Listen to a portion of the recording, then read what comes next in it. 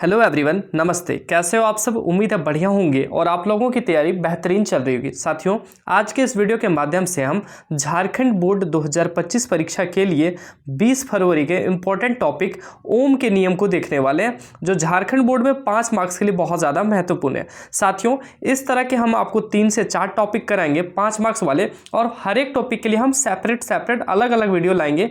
आज के इस वीडियो के माध्यम से हम ओम के नियम को देखेंगे, जो झारखंड बोर्ड की परीक्षा के लिए बहुत ज़्यादा इंपॉर्टेंट है। अन्य सभी बोर्ड के लिए भी इंपॉर्टेंट, लेकिन मैं झारखंड बोर्ड को टारगेट करके बोल रहा हूं क्योंकि मैं झारखंड बोर्ड को स्पेशली टीच करता हूं, पढ़ाता हूं। ठीक है, तो ये 20 फरवरी 2025 के लिए बहुत ज़्यादा इंपॉर्टेंट है।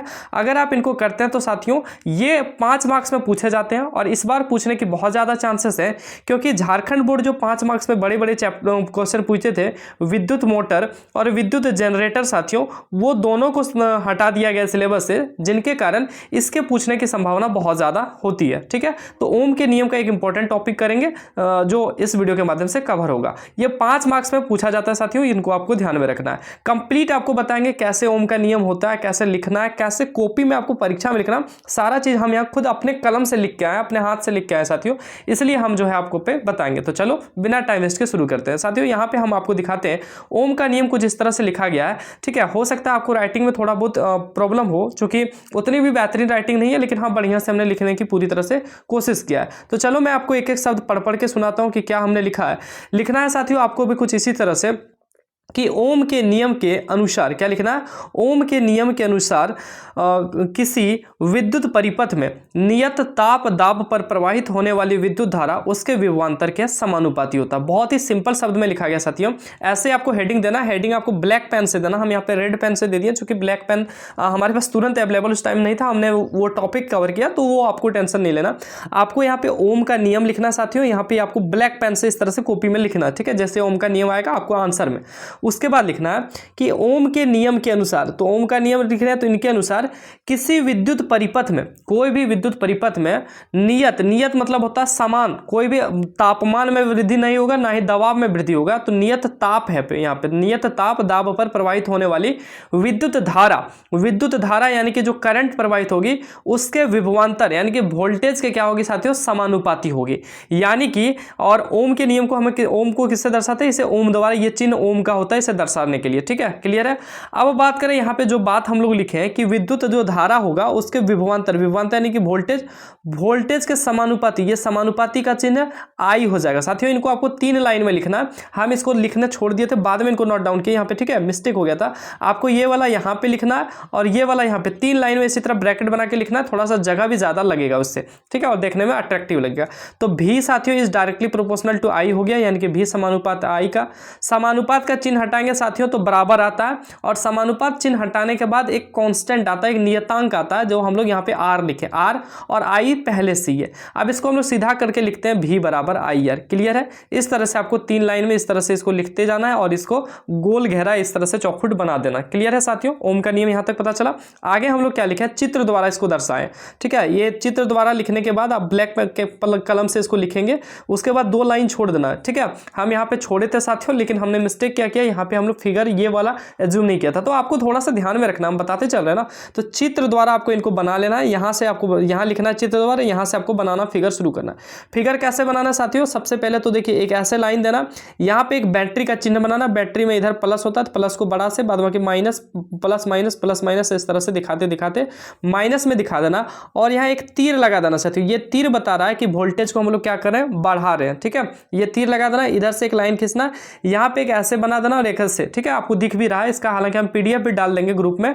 पीडीएफ साथियों आपको तभी मिलेगा जब इस इस वीडियो पे साथियों 100 कम से कम लाइक होंगे और कम से कम साथियों 50 कमेंट होंगे, तभी पीडीएफ मिल पाएगा आपको। ठीक है, तो यहाँ पे आपको इस तरह से एक फिगर बना देना, इसको एक प्रतिरोध का नाम इसको ऐसे बना देना, प्रतिरोध दे देना, ऊपर में एक वोल्टमीटर लगा देना साथियों। बहुत आसान सा फिगर है, यहाँ पे ए लिख देना और आमीटर लिख देना, ये स्विच बैटरी, और यहाँ पे इस तरह से दिखा के विद्युत धारा आई से दर्शाते साथियों इनको दिखा देना। क्लियर है? बहुत छोटा सा चीज है, आप इनको आराम से बना पाओगे।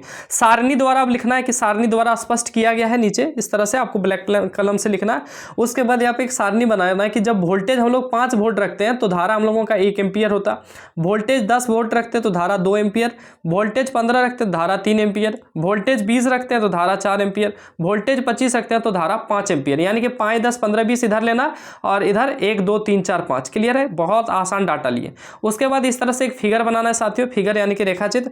आपको एक यहाँ पे ले लेना है साथियों इस तरह से, ठीक है, वाई अक्ष, एक वाई अक्ष इधर से ले लेना है और इधर से साथियों आपको एक एक्स अक्ष इस तरह से ले लेना है। क्लियर है, बीचों बीच अभी लाइन नहीं देना साथियों, हमने पहले ही लाइन दे दिया था जिससे हमारा थोड़ा सा यहाँ फिगर में दिक्कत हुआ था। ये 5 साथियों इसके सामने आना चाहिए था, ठीक है, हम पहले लाइन दे दिए थे इसलिए थोड़ा सा ये हो गया। 5 यहाँ लिख लीजिएगा, यहाँ पे 10 हो जाएगा साथियों, यहाँ पे 15 हो जाएगा, यहाँ पे 20 और यहाँ पे 25। इस जगह पे आपको नहीं लिखना। ये जो पॉइंट है साथियों, ये वाला और ये वाला एक दूसरे के सामने होना चाहिए। देखो बिल्कुल सामने आ रहा है, पहले हमने लाइन दे दिया था तो वो थोड़ा सामने नहीं आया था। ये देखो सामने आ रहा, ये देखो सामने आ रहा। क्लियर है, तो इस तरह से भी आप इसको बना सकते हो, ठीक है, इसको जो है आप इस तरह से भी लिख सकते हो। यहाँ पे आप सिर्फ डॉट डॉट डॉट ऐसे कर देना, ठीक है, ऐसे ऐसे कट कट कट कर बना देना और बढ़िया दिखेगा और लगेगा कि हाँ भाई आपने पढ़ा। इस तरह से आपको बनाने से 5 नंबर बिल्कुल मिलेगा। बहुत आसान सा फिगर है, आराम से ऐसे आपको बना सकते हैं, ठीक है। इस तरह से बनाने के बाद आप पेंसिल से बनाने के बाद मिटा सकते हैं या फिर लाइन खींचते टाइम ही ऐसे ऐसे डॉट डॉट डॉट डॉट खींच देना आपको, ठीक है।